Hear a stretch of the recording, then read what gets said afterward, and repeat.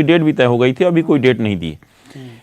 ये स्थिति ठीक थी। ये कांग्रेस गई सुप्रीम कोर्ट में। अब सुप्रीम कोर्ट में क्या कहा सुप्रीम कोर्ट ने, अचानक खानविलकर साहब ने, माननीय न्यायाधीश ने क्यों ये निर्णय लिया, उनने जो हवाला दिया उसके अनुसार जिस तरह से महाराष्ट्र गवर्नमेंट में ओबीसी का आरक्षण समाप्त किया, ओबीसी आरक्षण समाप्त हो गया। लेकिन निश्चित रूप से एक बड़े वर्ग के साथ ये नहीं होना चाहिए था। लेकिन इसके लिए अब दोनों दोषी हैं, लेकिन अब इसका हल क्या निकलेगा, मैं समझता हूँ इसका हल अब सुप्रीम कोर्ट का निर्णय है। तो सुप्रीम कोर्ट में ही जाना पड़ेगा, याचिका लगानी पड़ेगी पुनर्विचार, उसके बाद ही निर्णय होगा। लेकिन इससे भी सबसे बड़ी गलती प्रवीण जी ये हो रही है कि जो पंचायत चुनाव आधे अधूरे कराए जा रहे हैं। अब ये आपने जो ओबीसी के आरक्षित सीटें हैं उनको छोड़कर बाकी सब जगह चुनाव प्रक्रिया जारी है। चुनाव भी होंगे, मतदान भी होंगे, भी चुनाव आयोग ने जो कहा है कि प्रक्रिया जारी रहेगी। इसका मतलब है कि चुनाव हो जाएंगे। अगर मान लीजिए सरपंच की कोई सरपंच चुन लिया जाएगा, लेकिन उसी क्षेत्र में 90,000 के आसपास सरपंचों की जनरल नहीं, SC/ST भी मान लीजिए अगर है, तो वहां पर जो ओबीसी के लिए आरक्षित पंच की सीटें और पंच का चुनाव नहीं होगा। जिला और जनपद पंचायतों के अध्यक्ष उपाध्यक्ष का चुनाव नहीं हो पाएगा, क्योंकि ओबीसी के लिए जो आरक्षित सीटें उसमें चुनाव नहीं होगी। और दूसरा, सुप्रीम कोर्ट ने यह भी कहा है कि चुनाव उनके अधीन रहेगा, जरूरत पड़ी तो वो चुनाव को निरस्त भी कर सकते हैं। हाँ। इसका मतलब है कि चुनाव मतगणना भी नहीं होगा। अगर जिस तरह से चुनाव किया गया है तो मुझे लगता है लंबा वक्त खींचेगा, और इसमें अगर चुनाव प्रक्रिया नहीं रोकी जाती है, जब तक ओबीसी के आरक्षण के बारे में फैसला नहीं हो जाता तब तक अगर ये तो 6 महीने लग जाएंगे, आचार संहिता लगेगी, सारी काम बंद रहेंगे। महत्वपूर्ण बात मृगन जी ने उठाई, और ये बात सही भी। अब तो आपकी पार्टी से भी आवाजें आ रही कि भाई कुछ सोचा जाना चाहिए इस पूरे मसले को लेके। क्या तय कर रही है पार्टी? नहीं प्रवीण जी, देखिए सुप्रीम कोर्ट ने जो निर्देश जारी किया, भारतीय जनता पार्टी, हम लोग हमेशा न्याय का सम्मान करते हैं, संवैधानिक मान्यताओं का और मर्यादाओं का भी हम लोग पालन करते हैं। और अगर सुप्रीम कोर्ट का ही हम डायरेक्शन और निर्देश अगर नहीं मानते तो चुनाव की प्रक्रिया ही प्रारंभ नहीं होती।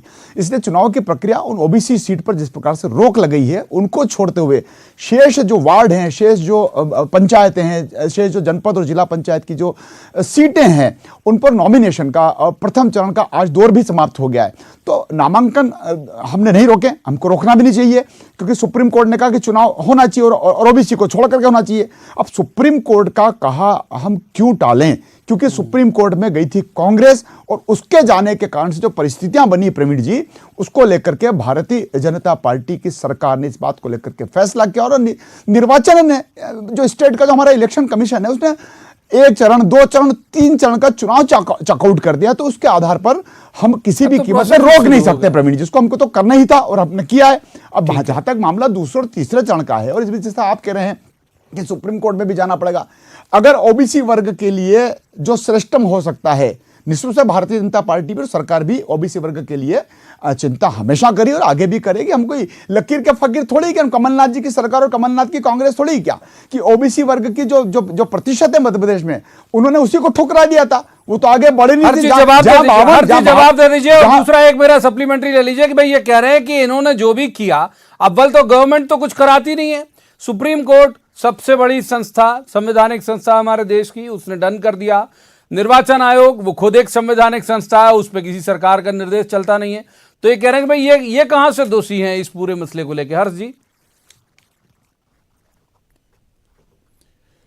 मेरा ऐसा मानना है प्रवीण भाई, मृगन भाई ने जो बात की है, तथ्यात्मक बात की है। हकीकत ये है कि यदि कांग्रेस की बात हो, चाहे जनप्रतिनिधियों की बात हो, चाहे आम आदमी की आवाज़ उठाना, हमारे अधिवक्ताओं की बात, तनखा साहब की बात हो, चाहे अन्य अधिवक्ताओं ने बात रखी सुप्रीम कोर्ट में हो, माननीय उच्च न्यायालय में, उसको ये विसंगतिपूर्ण मानते हैं। आपने हमारी 1200 पंचायतों का जो परिसीमन हुआ, मात्र इसलिए ख़त्म कर दिया कि वो कांग्रेस सरकार में बनाई गई थी। वो मांग थी, जनता की मांग पे हमने परिसीमन किया था। उसी के आधार पे आरक्षण यदि आप कर देते, हर 5 साल में रोटेशन के आधार पे होता, तो कहीं ये स्थितियाँ निर्मित नहीं होती। आपने एक ऐसी नई प्रक्रिया शुरू कर दी कि 2014 के आरक्षण के आधार पे ही चुनाव होंगे।